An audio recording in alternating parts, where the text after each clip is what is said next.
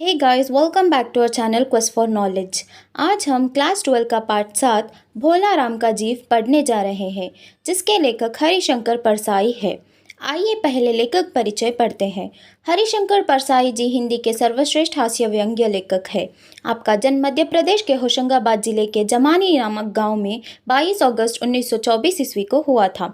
आपका समस्त साहित्य सामाजिक, राजनीतिक एवं आम आदमी के जीवन की विडंबनाओं एवं विरोधाभास का प्रतिबिंब है। आपकी भाषा बोलचाल की भाषा है और उसमें हास्य व्यंग्य का पुट है।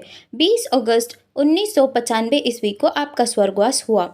तो हरिशंकर परसाई जी हिंदी के सर्वश्रेष्ठ हास्य व्यंग्य लेखक हैं। इनका जन्म मध्य प्रदेश के होशंगाबाद जिले के जमानी नामक गांव में 22 अगस्त 1924 को हुआ था। इनकी कहानियां साहित्य, सामाजिक, राजनैतिक और आम आदमी के जीवन की नकल है। 20 अगस्त 1995 को इनका स्वर्गवास हुआ। प्रमुख रचनाएं व्यंग्य, बेईमानी की परत, भूत के पांव पीछे, सदाचार का तावीज, तब की बात और थी, पगडंडियों का जमाना आदि। उपन्यास रानी नगफनी की कहानी, तट की खोज, ज्वाला और जल आदि। कहानी संग्रह हंसते हैं रोते हैं, जैसे उनके दिन फिरे आदि। तो ये था हरिशंकर परसाई जी का लेखक परिचय। आइए अब पाठ का सारांश पढ़ते हैं। प्रस्तुत कहानी हरिशंकर परसाई की व्यंग्य कहानी है। इसमें भोलाराम नामक व्यक्ति के लगातार 5 वर्षों तक पेंशन हेतु संघर्ष करने का मार्मिक चित्रण है। प्रत्येक क्षेत्र में भ्रष्टाचार किस प्रकार पनप रहा है, इसका व्यंग्य शैली में वर्णन किया गया है। तो प्रस्तुत कहानी हरिशंकर परसाई की व्यंग्य कहानी है।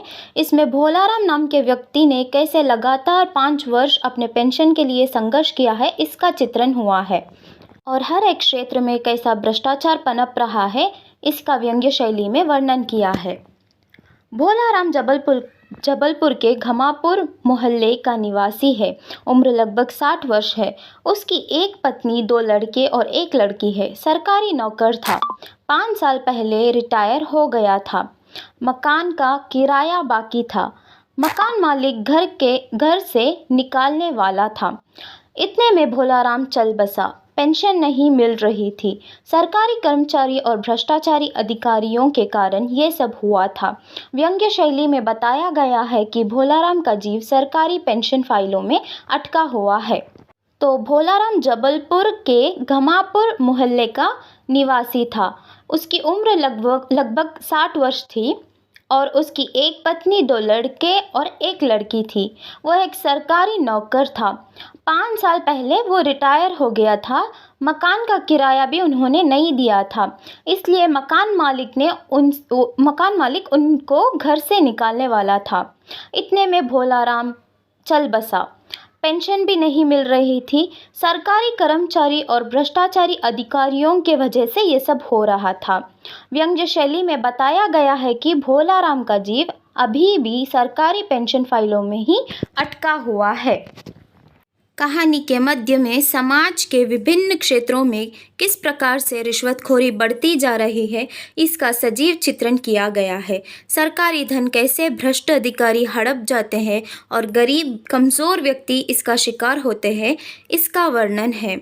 तो इस कहानी के मध्य में समाज के अलग अलग क्षेत्रों में कैसे रिश्वतखोरी बढ़ती जा रही है, इसका चित्रण किया गया है और सरकारी धन कैसे भ्रष्ट अधिकारी हड़प रहे हैं, गरीब और कमज़ोर कैसे इसका शिकार हो रहा है, इसका भी वर्णन किया गया है। अंत में जब भोलाराम के पेंशन का कार्य नारद खुद संभालते हैं और जांच करने निकलते हैं, तो भोलाराम की पत्नी ने नारद से कहा, क्या बताऊं, गरीबी की बीमारी थी, 5 साल से पेंशन नहीं मिली, कहीं कोई सुनता ही नहीं, घर में खाने के फाके पड़ने लगे। इन्हीं चिंताओं में एक दिन उन्होंने दम तोड़ दिया। आप सिद्ध पुरुष है, यदि पेंशन दिलवा दे तो बच्चों का गुजारा हो जाए। तो आखिर में भोलाराम का पेंशन का कार्य नारद खुद संभालने लगते हैं और जांच करने निकलते हैं। तब भोलाराम की पत्नी कहती है कि गरीबी की बीमारी थी और 5 साल से पेंशन नहीं मिल रही थी और कहीं कोई सुनता ही नहीं, घर में खाने के भी फाके पड़ने लगे हैं और इसी चिंताओं के बीच उन्होंने दम तोड़ दिया। और वो नारद से कहती है कि आप सिद्ध पुरुष है, यदि आप पेंशन दिलवा दे तो बच्चों का गुजारा हो जाएगा। जांच करने नारद जब कार्यालय गए और बड़े साहब से मिले तो उन्होंने कहा, आप है बैरागी, दफ्तरों के रीति रिवाज नहीं जानते। यहाँ भी कुछ दान पुण्य करना पड़ता है, कुछ वजन रखिए। वजन के रूप में नारद की वीणा ही रखवा दी। तब कहीं फाइल देखी जाने लगी। बड़े साहब ने नाम पूछा तो नारद ने ऊंची आवाज़ में कहा, भोलाराम। सहसा फाइल से आवाज़ आई, कौन पुकार रहा है मुझे? पोस्टमैन है क्या? पेंशन का ऑर्डर आ गया।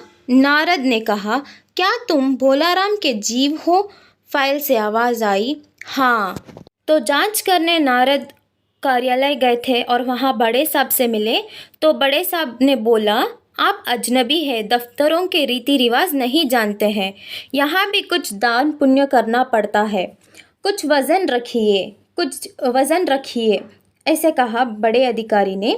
तब वज़न के रूप में नारद ने अपनी वीणा ही रखवा दी। तब कहीं फाइल देखी जाने लगी। बड़े साहब ने नाम पूछा कि किसकी फ़ाइल देखनी है। तब नारद ने ऊंची आवाज़ में बोला, भोलाराम की फ़ाइल। तब सहसा फाइल से आवाज़ आई, कौन पुकार रहा है? पोस्टमैन है क्या? पेंशन का ऑर्डर आ गया। नारद ने कहा, क्या तुम भोलाराम के जीव हो? फाइल से आवाज़ आई, हाँ। हाँ, तो ये भोलाराम का ही जीव है।